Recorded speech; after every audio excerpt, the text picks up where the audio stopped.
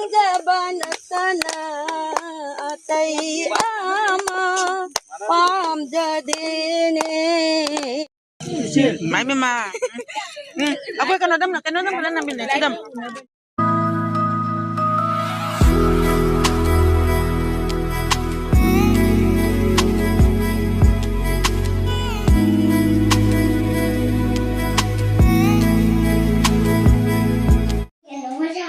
Kadi tahu deh pak. Masih macam adam kau tuh puja kerja ni tu puru puru. Hi ma'am, good morning.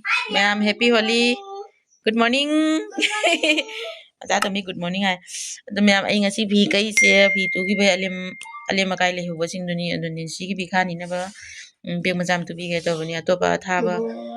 Keno ki bhi di le itre ba. Tu bhi tu ki bagi su masina sura su yang kang ba. Asi se macam itu tahu nama kah.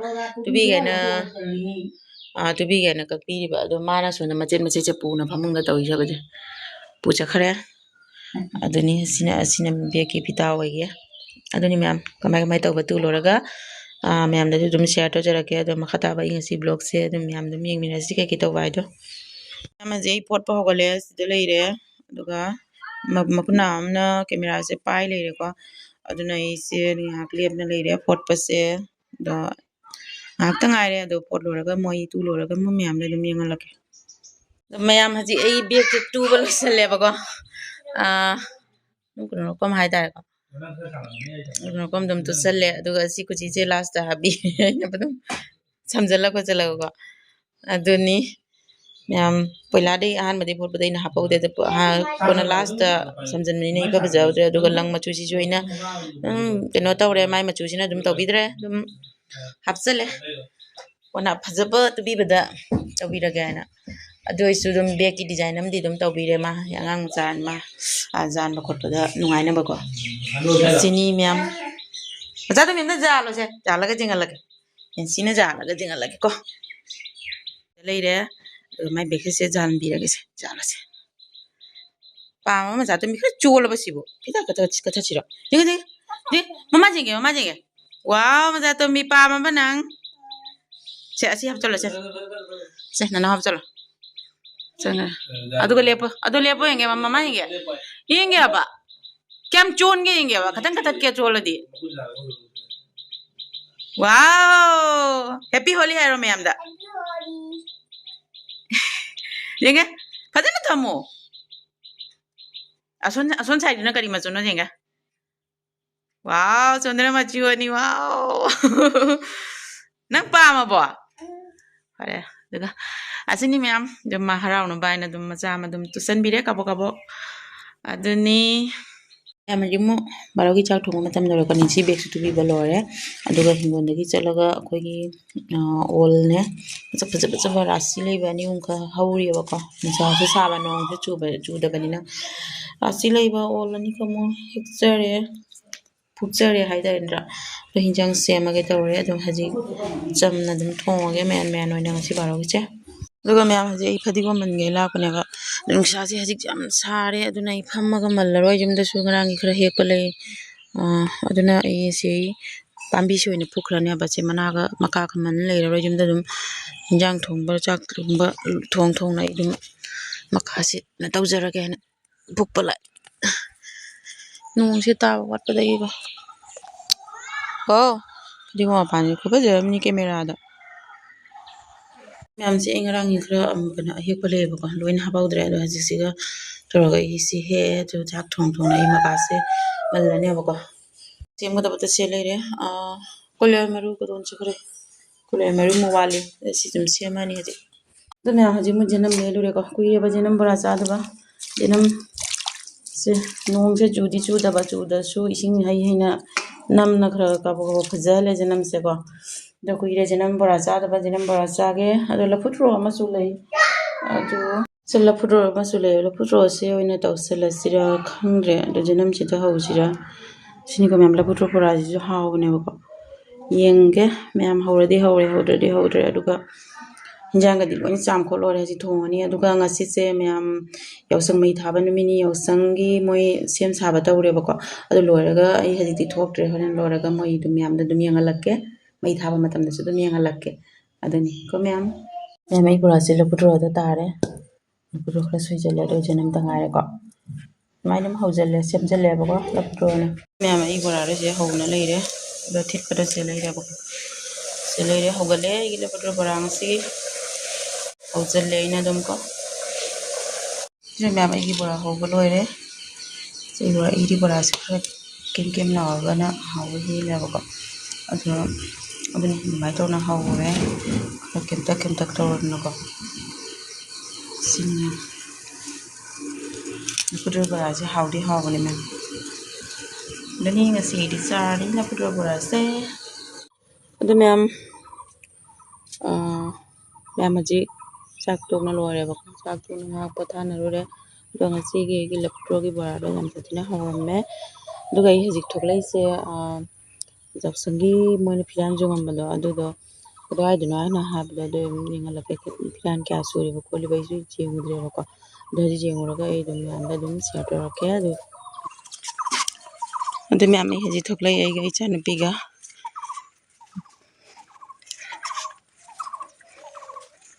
to se mi si da lai re sida leire phiran ahum kata sa chu dum leiri ko ma'am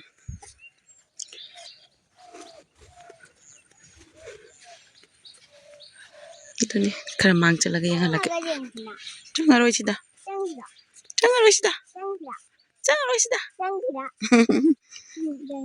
phajane le changaroi talle mama talle ado hore nung thang da mai thaba matam da sanda gi do aduga sudum share roke chakinu sana chakinu sida leire ma'am tuni ma'am happy yausang happy holi ji ma'am hal lage yumda mu amuk changurage tabang ingkang loisalurage friend mai thaba matam do aduga mudum yeminarasi ma'am se alu se last ki alu ne marak to se ma'am tan khe aduga khara chobo se ma'am yaw ge ba ko aduga lakhe chato osin kan man gi dana ina alu tan ba khot se marak to ma'am tan ba ina blog am ta semja hodra ba ko nesi so alu tali hai ba aduni aduga khana to bom chu leire aduga sini loiram da gi alu ni mamang da khara ni mang da tan ge amuka hanna dum hai ko aduni aduga asina ko jimda ba motor marum change injection ban se marum change ba ko si motor marum change si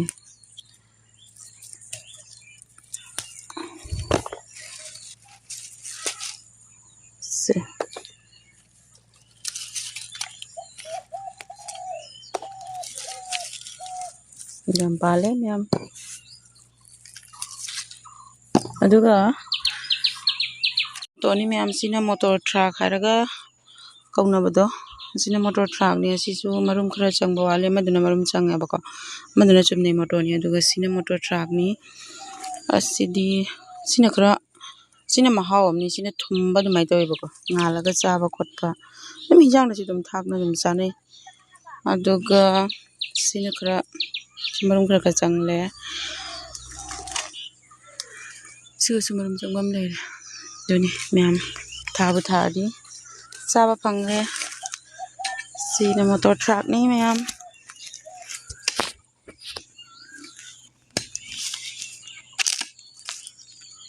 pale ma'am pale ko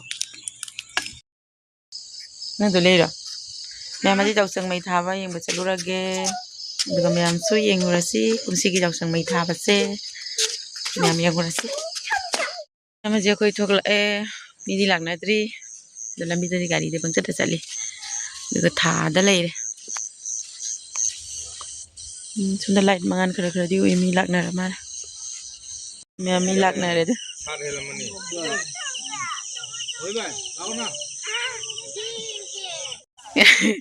mi lagna re lambi da su ma'am lemna ni chana sina hansing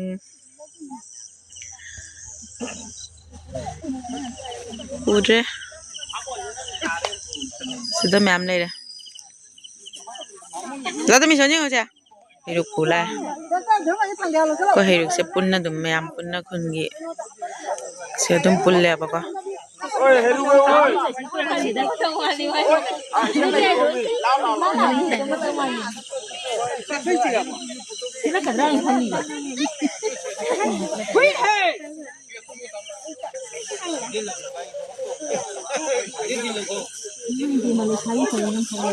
Am gumsi chahigi 2023 ki jausang mai tha bagi haji hiruk kat le ba ko. Hiruk purakna hiruk talabi tauri. Gus dana siga koi kharam nei ra to pade sono soro lambi da khale beje udre.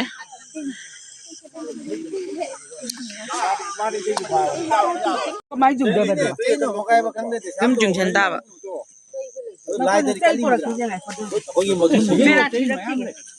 Âm tao u đi này bị hạt.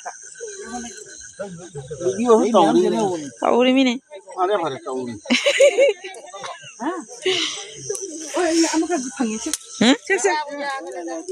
Labuni ne yani jaro idra ne. जा रहे ना Jani da. कुछ फिर लागी पोछे वो तो रे सुनो क्या को मारे तो ये Bom la cái khác hạt chân là gì? बोम लाग Ham này này. ông kia này बोम ला nó बोम ला हट जाएใช่เอากันแล้ว Ai dùng chặt thuốc kia đi gì một chút nữa. โอ้ยเลยสั่นखुदुम तो पायो समझे कोई ताई दो Ra thôi thôi. Mai tha re haji. Koram Kuram kuram. 그럼 어디서 남은 없나 cái này vậy khá là lâu rồi cũng nè coi vô mà xuống này hay thôi cái gì nó Cha tami. Che mama chi lai joi to ro ke. Kuram kuram. ồ tụt lâu ấy Ai dù cho tao muốn ra nào. Ai muốn bay thì nó bay nữa. Che Chứ mà này chơi mà tiền không. thế mà tao tao thấy là sao ibu kuram ma. Ai dùng đâu không. thế giặc cái gì thế Cha tami sila mama ne. thế giặc cái gì ô chào sáng đi xem sao lô họ nó tôi đi xem nhảy thôi à cái nó sau này tôi cái cái thăm bên trong cái xe này cái nó sau thôi cái thăm đi ai tụi này thế nào bên trong tôi cái gì làm sao Nào vào đây đi qua xe. nắng này sao mà lai vui lắm rồi Nang may di ko tan ko sorok kay. của răng Kalamari sa no. Hang jaban sana atai ama pam jadene rase sori sri go bindo sana lupa pam jadene mani muta pam jadene choron gi seba Pangjabanatana atai ama pam jadini nase chori Ga mai boi che. Boi je hita badi. chandiu Mum rak ani rak sure.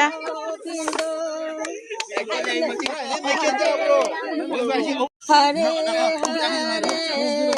Hare Ramo Hare ông nói chuyện đây nè Sura ba. 몸 좀 올라 또 제로 à nó nuôi đó số lượng không nói chuyện tha Sao cái rồi thu đây nè. là gì sao nếu mà cái sân này như nói là xong nè Ai xin số hạt chân sâu này. Na ne.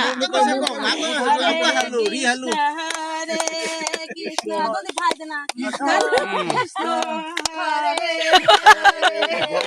Hare Ramo Hare Kasi kumsi ki jausang mai tha ba se mai ta re che na. Oi che son se jang au ne. Ai ni ne.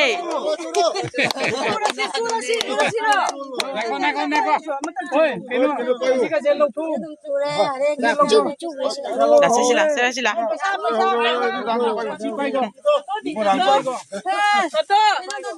Happy Holi, ma'am.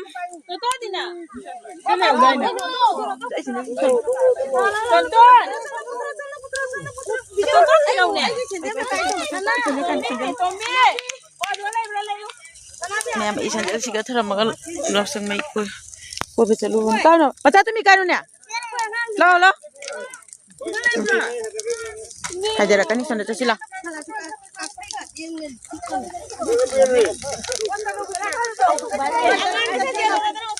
तो ma'am mana mi se hajik ta mai makan sini mi kam tilam ya tu ubu panggil sih ma'am yang sih ikhlas thap na thok lại than sedale dalam bija khara sedale ide kolam pikirin mata kar ke ai je la mi ne ude mama dah itu mai thap ade uri ba mai ri sin mai mangan sin na mo hiruk sana ki dore Ayo jalan lawan dia. Nanti ni jam tu ni. Ama kadang. Nanti ni jam apa sih? Enceng dia. Ai lawan. Ngomong ai ibat buat. Lai gini. Ayang mana di bandara tapi. Nanti ni secar. Ram dia lah dia bos. Karena lu masuk sana aja lah lu nanti. Dia lu ni. Dia lu.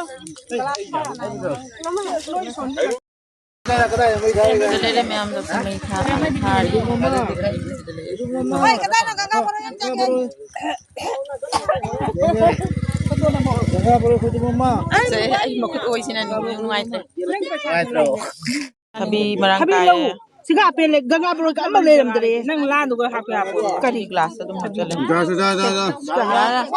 habis merangkai ni ma'am